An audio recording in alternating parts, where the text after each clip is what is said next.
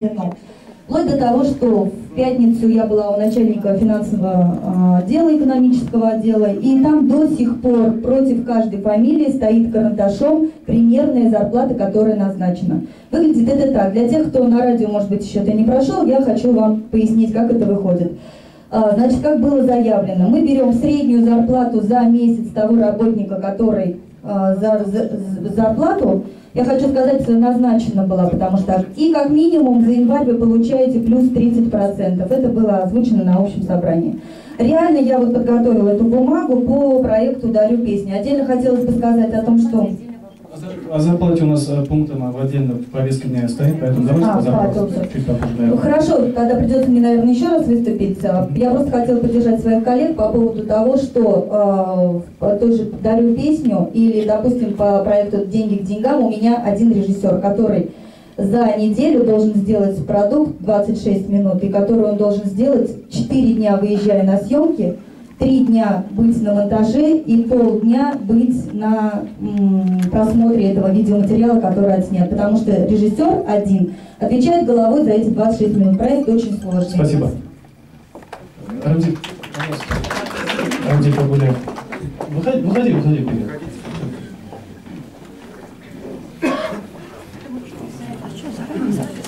Башкирская область на 8 месяцев.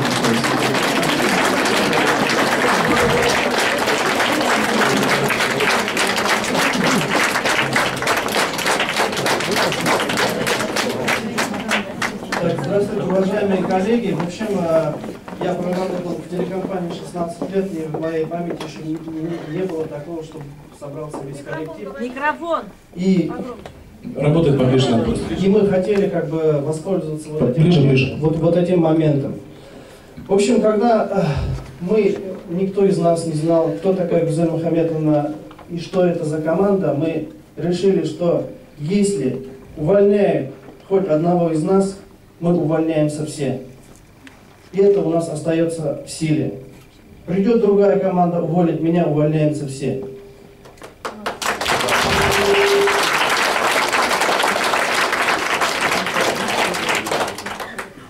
И значит, мы сформулировали наши, можно сказать, наверное, требования. Вот я это сейчас зачитаю. В общем, у нас отобрали тон-студии.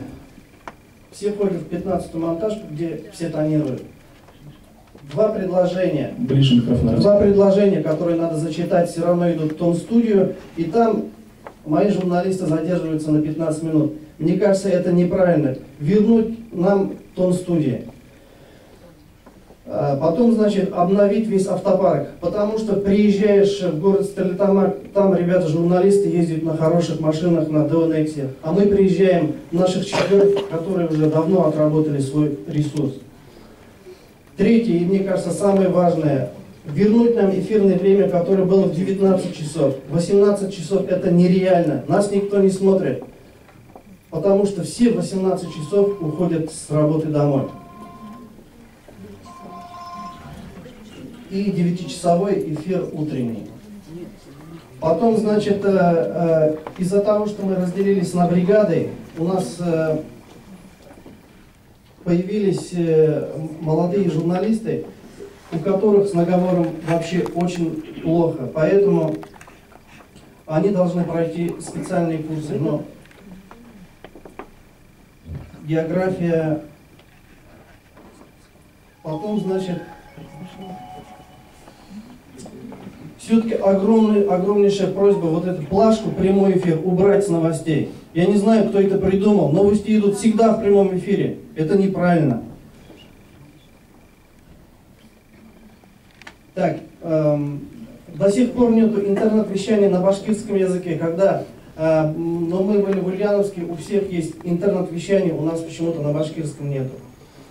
Потом, значит, мне кажется, самое важное, 7 месяцев тому назад мы начали работать, мне кажется, с прекрасным человеком, с Азамат Гибатовичем Аль-Мухаметовым, и считаем его профессионалом, поэтому у новостейщиков огромная просьба не трогать этого человека, мы хотим работать с ним.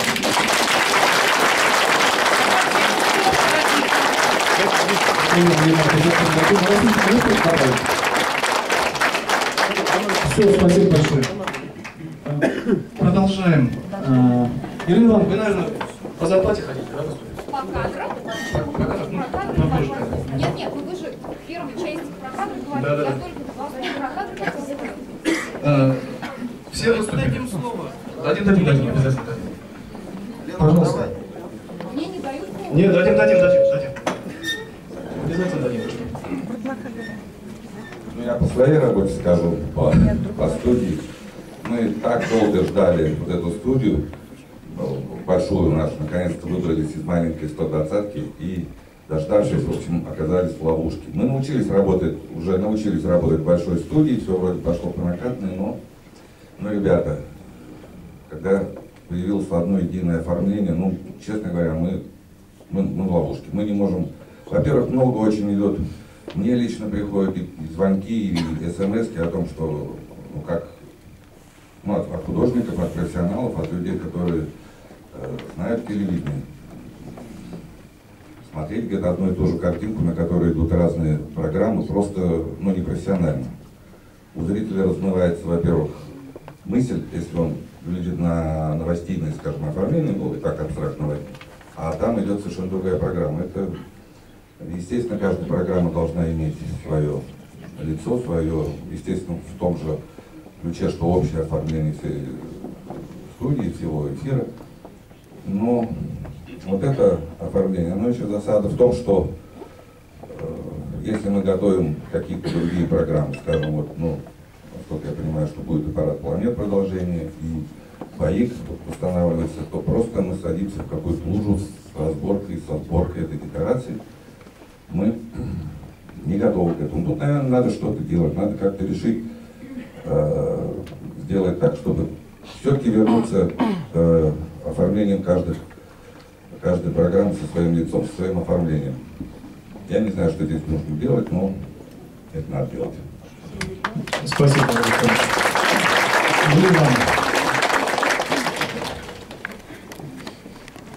Антон Мухарямович говорил о, значит, существенном сокращении, я сейчас буду говорить о финансовой службе.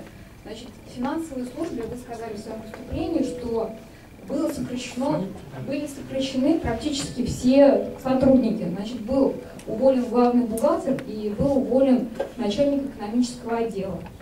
Сейчас, значит, объясняю, что главный бухгалтер был уволен, потому что на него были возбуждены уголовные дела по делам 2003-2004 годов. Значит, начальник экономического отдела занимался тоже различными махинациями. И я думаю, что у Рамзита Абуляева, наверное, тоже сейчас хватит смелости говорить о том, что этот человек просто вымогал у него деньги. То есть, исходя из вот этих морально-этических и профессиональных качеств, эти люди были уволены. Все остальные люди как работали, так и работают. Так, Антон Мухарямович? Спасибо, но решение суда пока не по главному бухгалтеру, ни по другим нету, поэтому ну, тут вопрос еще Здесь, что касается увольнения, несколько фамилий было названо, да, Гаухар Баталова, значит, человек, который тоже в том числе, на него были ну, какие-то там подвиги, которые занимались правоохранительные органы. Гаухар Баталова — это человек, который получал 140 тысяч рублей в месяц, практически ежемесячно. То есть человек, который был тоже, в общем, не совсем компетентен тем, чем он занимался, по этой причине и было принято такое решение. Дальше, по тем людям, которые здесь были... Дайте человеку высказаться. Справки 2 НДФЛ – это личные данные каждого человека, персональные, и они не имеют права быть вывешены. 2 НДФЛ выдается лично каждому в руки. Спасибо. Я тоже продюсер выступления, поэтому тоже, наверное, надо выступить. Я продюсер программы «Учим башкирский язык». У нас, например, я вот сейчас слушаю, у нас все нормально, у нас зарплата повысилась. Вот девочки...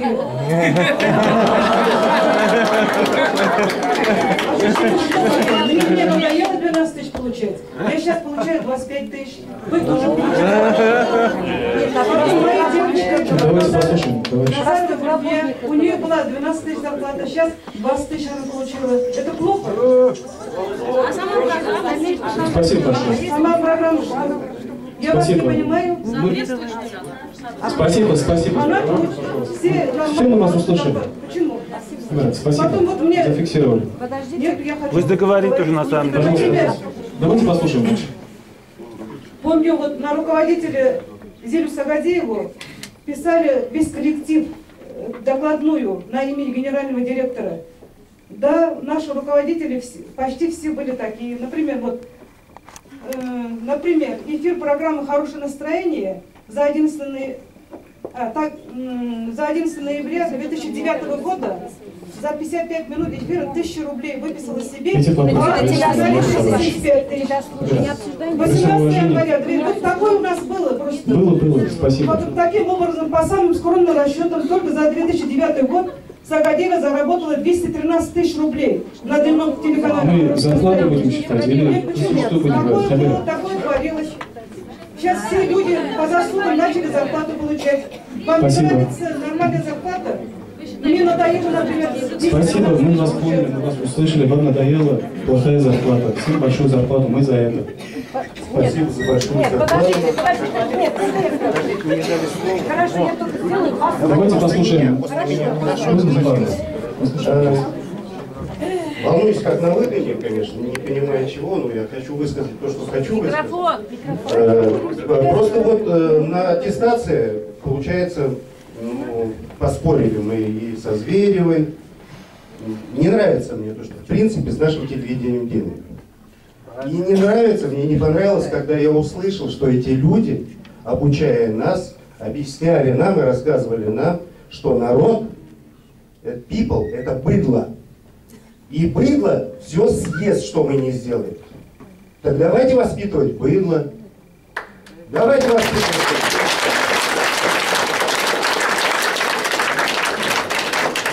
Я уже не говорю о том, что сделали с Салямом.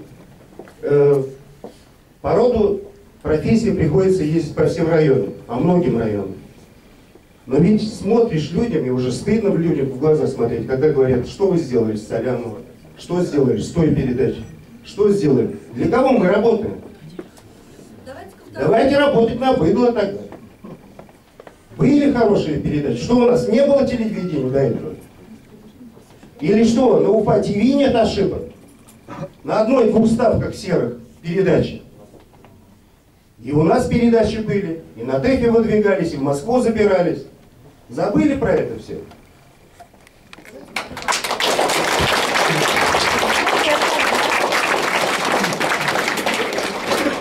Вы знаете, я была в отпуске, и такие превращения сейчас произошли. Я только хочу попросить, ты же очень уважаемый нами, Фанор. Ты прямо так показываешь, настолько люди, которые, например, за вас выступают, мне это оскорбительно. А люди, один человек только вышел, сказал свое мнение, не так, как вы все хотели. И какие же вы коллеги, и какой же, извините, вы ведущий? Зачем вы людям не даете нормально всем сказать? Получается, что вы специально готовили, специально постановочно все ведет. Этого не делать, этого делать не надо. Я, может быть, тоже за тебя. Понимаешь? Или за него, или за этого. Это мое личное мнение. Это ее личное мнение. Не затыкайте друг друга, уважайте друг друга.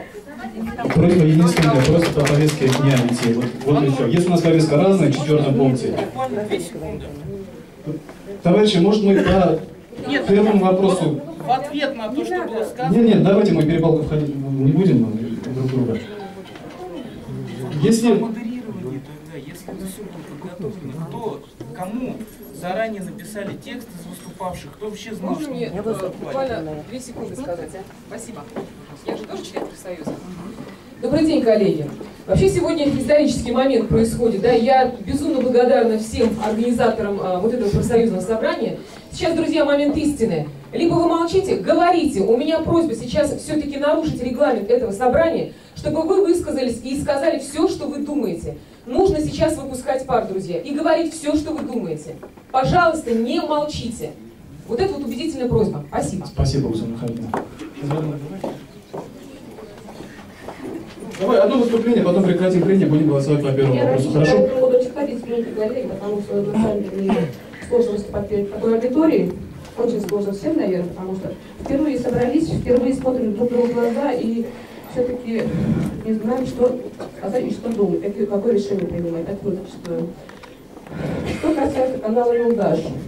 Вообще радио, да, у нас почти все идеально. У нас никого не сократили. У нас сетка вещания та же, какую мы принимали несколько лет тому назад. Но какие-то изменения, тут внутренне все было.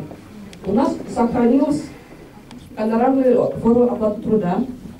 Я думаю, что и в феврале все это еще будет, потому что мы еще на тему ни с кем не общались.